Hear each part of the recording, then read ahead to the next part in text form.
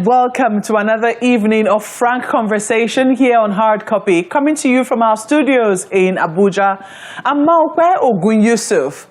As Election D-Day approaches, the mood seems a bit pensive, especially in the light of a raging controversy on the new Naira policy. On Wednesday, some states witnessed violence occasioned by protests against the policy. 24 hours after, following days of consulting, the President, Muhammadu Buhari, made a broadcast which was received with mixed feelings, as many lawyers said the President was in violation of a Supreme Court injunction which had ordered that both old and new Naira notes be allowed to coexist pending the determination of a suit which had been brought before it by some state governors. Now, while all of this was going on, a body of religious leaders, the Catholic Bishops' Conference of Nigeria, CBCN, were holding their meeting and have come out to the communique, reminding leaders that the primary purpose of government is the security and welfare of its citizens, a duty which is spelled out in the rights of the citizens as espoused in Chapter 2 of the Nigerian Constitution. The bishops, among other demands, are asking for a legislative review of Chapter 2 of the 1999 Constitution in a way that makes it justiciable. Is this an agenda they intend to pursue? What other ways can religious bodies wield their enormous influence in a way that makes the state a better place for all? My guest tonight is a member of that body. Mathew Kukah is the Bishop of Sokoto Diocese. Your Lordship, thank you for coming on Hard Copy. Thank you, Margaret, as always. It must have been an intense number of days for you and your colleagues, at the Catholic Bishops' Conference of Nigeria. For you, what was the strongest, most important issue of discussion at your conference? It's difficult to say, but first of all, the only thing I can say, we were shielded away from the humdrum of looking for Naira for at least 5 days. So you had a bit of reprieve. But on a more serious note, it's the state of the nation, where we are, where we hope to be, the whole anxiety, culture of anxiety about the elections, and then the entire climate of uncertainty. And when you consider all these factors going ahead of, just ahead of an election, it doesn't go well. But I'm happy that more or less government is trying to build confidence in ordinary people, because if these things don't fall in place, it's enough indicator of voter suppression. Because if people nobody is going to start looking for money just to go and cast a vote. And if people have a choice between going to find money and going to cast a vote, they will choose going to find money. So I'm prayerfully hoping that the government can very, very quickly resolve some of these issues. And these were the sentiments that we tried to express in our communique.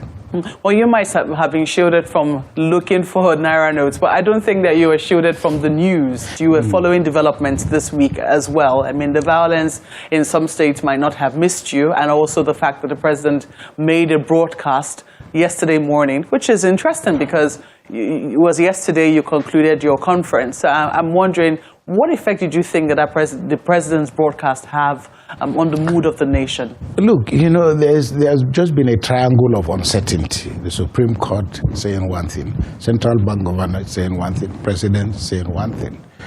Either way, whatever anybody may have to say in terms of law and process, people are looking for Naira. Can they find it? It really should not be the business of Nigerians wondering, did the President think through all of these things? And did he? You're dealing with over 200 million people. So every policy decision that a government must take will have to deal with the fact that there are, first of all, millions and millions of people that you cannot reach. This is a country where over 60-70% of the population are, will you call them, living in ungoverned spaces where there's really hardly any government presence. So if you're going to take such very serious decisions, you must factor all these things in. And as I said, given the factors, given the environment we're in now, and given the fact that fake news, uncertainty can trigger anything and everything, you saw people posting all kinds of things. pictures of an imaginary central bank office burning somewhere, which really was not the case. So I think the government just purely and simply has to get its act together and give an impression that you know where we're taking our people to. Because for me, these are the issues, you know.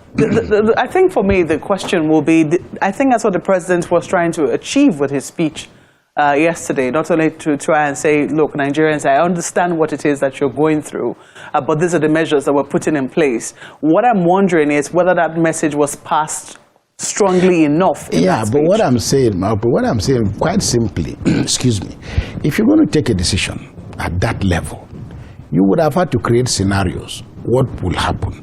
This is a country where we have severely limited access to some of the normal things, whether it's the means of communication, the means of reaching people. You know, 60–70% percentage of Nigerians have no access to television or radio. So when you take a policy decision of that nature, I think government would have sat down together and created scenarios. When this thing started, you remember, the Honorable Minister of Finance said she was not carried along. So it's quite untidy, really. That's all anybody can say. Whatever the president may say, and we appreciate his intervention, but we didn't need to come to this point. Are you optimistic about it, things coming together, especially before the elections? You have made reference to anxiety, and it was in that, from your analysis, it is customary anytime polls are approaching, that there's always a bit of anxiety about our elections, which ought not to be. But do you think that is something that we could get past for this election? No, because you see, look, this is not how public policy works. Public policy cannot be subjected to caprice or prejudice. You can't take a decision simply because you want to hurt somebody. You have to have an idea about what is the common good of everybody. Because at the beginning of this policy, you had even the conversation within the APC itself, its presidential candidate, the president himself, and then the whole rumor out there that this decision has been taken to punish one person. Now, I'm simply saying policy processes are pretty stiff because you have to factor in what will people do. There are a range of people, whether they are women, whether they are workers, whether they are just other groups of people. How will this have an impact on them? As I say, this is a country where the percentage of Nigerians who are bankable, we're talking of barely 50 million Nigerians who have bank accounts. And then you now have, on a normal day, the amount of time, energy that it takes you to get services in a bank. And then we have problems of people not having access to, we can't buy petrol at easy prices, and all kinds of other factors. So I'm simply saying that if you don't understand the environment in which you are operating, and this is one of the most difficult things that this government has not been able to deal with, the environmental issue. I'm saying we have barely a few days to our elections. Everything needed to have been done to ensure that nothing disturbs our attention from getting, past these elections. Do you think our attention has been sufficiently disturbed from getting the elections done? That's what I'm asking. I think so, because look, I mean, we are who we are as Nigerians, and we just can't thank God enough that we are the kind of people that we are, with the ability to suck in everything, the good, the bad, the ugly, and the very ugly, that we still hold together. Even in an African country, there would have been chaos all over the place. It's just that, as I said, we are who we are as Nigerians. And if, like somebody said, if you've made Naira so scarce, you try to shut the door so that people will not have enough money to run around. Now people are saying that it's actually much easier, because if the Naira is so difficult to get now, anybody who offers you 500 Naira is a big deal. And that's why I'm saying we didn't need to come to this point. I'm just wondering, for a number of people, you've spoken about voter suppression, which is something I haven't heard in the argument, a very interesting angle. But there have been questions as to whether or not this election whether the 25th of February remains sacrosanct. What do you think should happen in your opinion, considering the reassurances that INEC has given over and over again? Look, I would listen to INEC, because that is really what we ought to do. And if INEC says it is ready, INEC is ready. And INEC has already, in this election, perhaps more than any other elections, attended to a lot of these things even well ahead of time. And they have literally time to play around with. They've created all kinds of scenarios. And if INEC tells you it is ready, I do not see anybody else who can say the elections cannot hold unless something dramatic happens. But this is Nigeria. It's not everybody who wants an election. It's not everybody who wants the situation we are in now. But it is the business of government to create that territorial integrity by which you can ensure that the bad guys who want to spoil your game don't get. But to stop them from planning, no, you can't. So for me, I don't think we need this distraction. We should just work towards with the firm belief that elections are going to hold on the 25th. If I don't wake up on the 25th, that's a different thing altogether. But if we start introducing these variables about possible, will it or will we, will we or will we not? I don't think it does well for the process itself. And we are at a point in which the president has already told everybody he wants to go as quickly as possible. We can't wait. So I think that we must do everything possible to make sure that these elections hold. I want to ask you what you make. I mean, the Catholic Bishops Conference of Nigeria, they usually speak up. I don't know whether this is a yearly thing, but oftentimes you hear them, speak up when things get a bit heated. They have been quite active, especially since the military era. Now that we are in a democracy, some people are thinking that perhaps the role of religious bodies in general should be a little stronger in a democracy. Would you say that the church, and by the church I don't just mean the Catholic Church, I mean even the Christian community in general, would you say that it's pulled its full weight in ensuring that we have a very vibrant democracy? I think we've done the job we ought to do, and frankly, as far as I'm concerned, we in the church are midwives. A midwife doesn't keep the baby. I'm mightily pleased with the role that the Catholic Church played. I was in the Catholic Secretariat during some of these very difficult moments, and I'm happy that we did some of the things that we had to do. One of the big mistakes that when we talk with my friends, Olisa Agbakoba, Femi Falana, Clement Nwankwo, all of us who were quote-unquote in the trenches, as we said, was that the tragedy was that we assumed that the end of military rule was going to be the beginning of democracy. It hasn't worked out that way. And with Nigeria didn't have a transition. The very fact that we still have a general as president suggests that the military has not gone away and that we are really nowhere near even the goalpost that we set for ourselves. Having said that, we had hoped, that this system will throw up very serious Democrats. As you can see, the system has not. The carpetbaggers are still very much around. Politics is still a transaction. Only the contractors can participate in this process. If you are not a contractor, you can find somebody to pay the bills. That's what the president did. He didn't have money, at least so we had. People kept buying, they kept buying the tickets for him, and they paid the money, and he's where he is. So we've not even come anywhere close to dealing with what we call the fine principles of democracy, in which the Constitution anticipated the fact that anybody could be free to aspire to any position. But where we are in Nigeria now, it's pretty clear that what we have is a platform of transaction. You can see there's nobody running for public office now that has not changed party. And there is no political party that has, very few parties have survived one election and another election. So all these mutations suggest very clearly that we don't have Democrats who believe in the principles of democracy. We just have people who are looking for a position. And, look, this is Nigeria, okay? It's Nigeria. Being president of Nigeria is far more important perhaps than being president of the United States of America. Why did you say so? Yeah, because, look, Joe Biden cannot just put his hand in his pocket and give you $500,000. He can't do that. So when people complain that Nigerian politics are violent, I said, but Nigerian politics will be violent because it is about accessing a vote. Okay?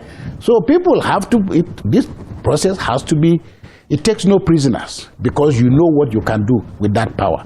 Our hope and our prayer from listening to some of the political actors are that at least we are now beginning to hear certain people who are saying certain things that they might do things differently.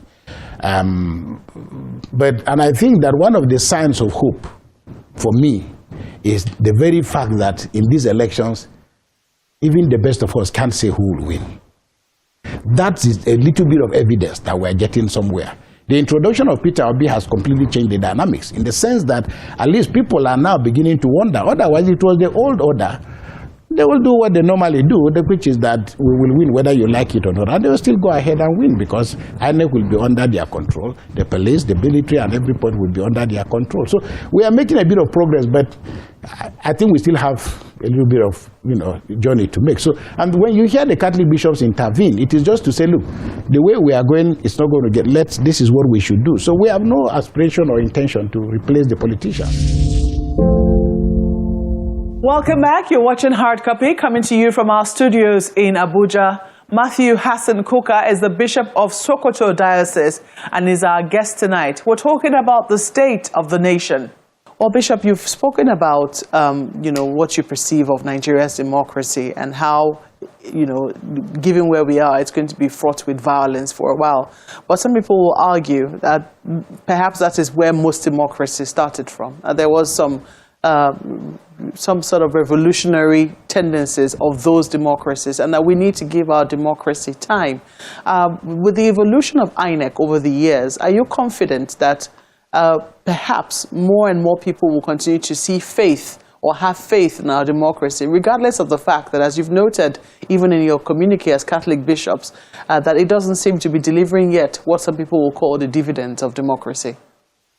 The governors will disagree with you because they think the dividends of democracy, they are all evident. After all, we see the roads they are constructing, we see all the things that they are doing. But in reality, for me, I've always argued that these are not the dividends of democracy because some of the major dividends of democracy are largely intangible. They are intangible in the sense that critical to democracy is the whole question of freedom. That's freedom to do what? Freedom to be able to dream. Freedom to be able to, the Americans like to say that America is the country where you can be anything you want to be. That's imaginary, it's an illusion, but it works. In the sense that at least the ball has been pushed back to you that, look, the doors are open. If you're not able to get through it, it's your fault. We need that kind of an environment. For so far, what we have in Nigeria is a combination of feudalism. As you can see, political actors are more interested in going to the palaces of traditional rulers than they are interested in talking to the people.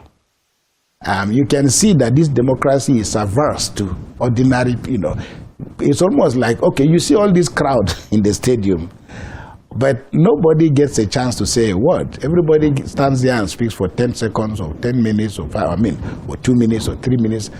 Everybody goes back home. They collect their transport money and they go back to where they came from.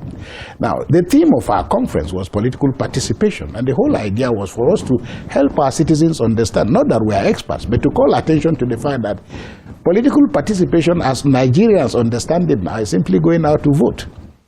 The structural capacity for a state to engage people it has elected, all right, that we have not developed that reflex yet.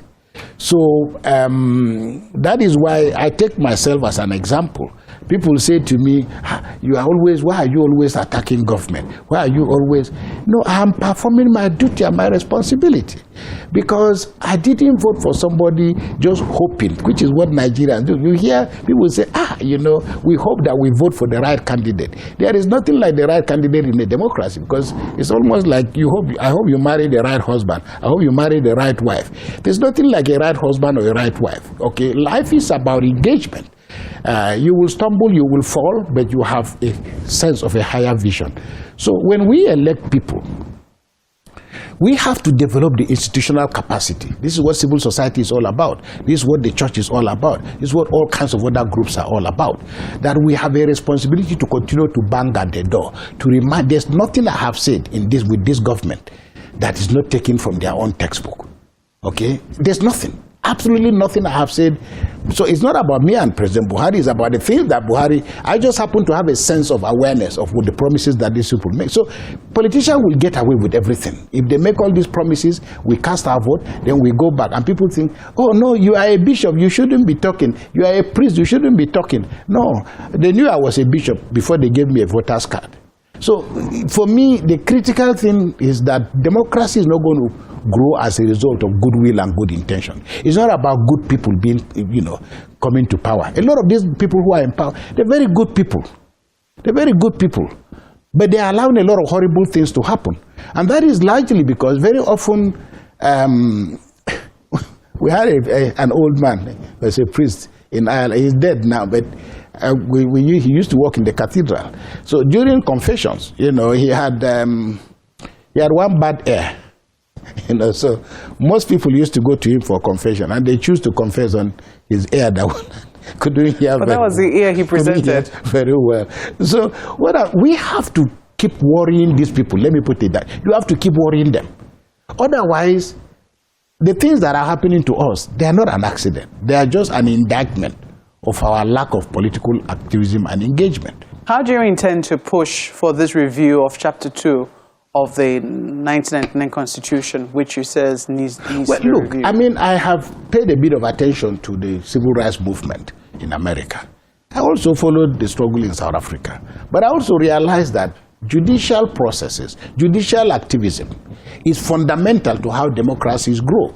You know, because you have a constitution. The constitution could never have foreseen tomorrow. The people who, I mean, it's like us now, maybe 20 years ago, nobody expected to see a mobile phone. We didn't know about social media.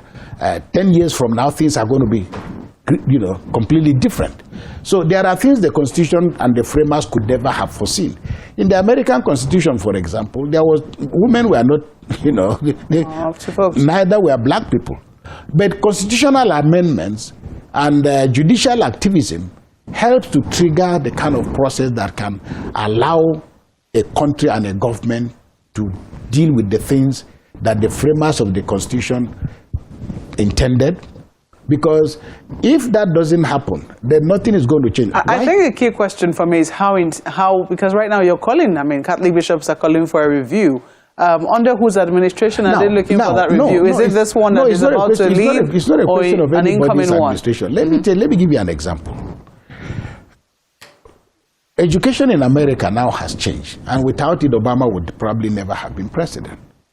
But one of my favorite, not even one of, my favorite Supreme Court justice in America is Thurgood Marshall, the first black man to enter the Supreme Court. But Thurgood Marshall, along with the NAACP, that is the National Association for Colored Peoples, their intention was to improve the condition of black people. That's what the struggle of Martin Luther King was all about. But it was not just a moral issue. If it were a moral issue, then after Martin Luther King, we didn't need anybody. But people realized that you have to give teeth to this wonderful aspiration. And if you read the Martin Luther King speech, one of the things Martin Luther King said, we have come here to dramatize our condition. That's why they chose to, he delivered his speech. If you are familiar with Washington, the statue of Abraham Lincoln was right there. So we've come to dramatize the proposition that all of us are created equal. But we realize that you've given us a check. Because in 1776, you said all people are created equal. But we realize we can't see ourselves in this mirror. Now, people like Thurgood Marshall decide, because at that time, education was of such quality that under a Supreme Court judgment that came up with the concept of we are separate but we are equal, it meant that America dubiously accepted that, okay, the Supreme Court was all white. So they said, okay, we are separate but we are equal. That means we will build schools for black people.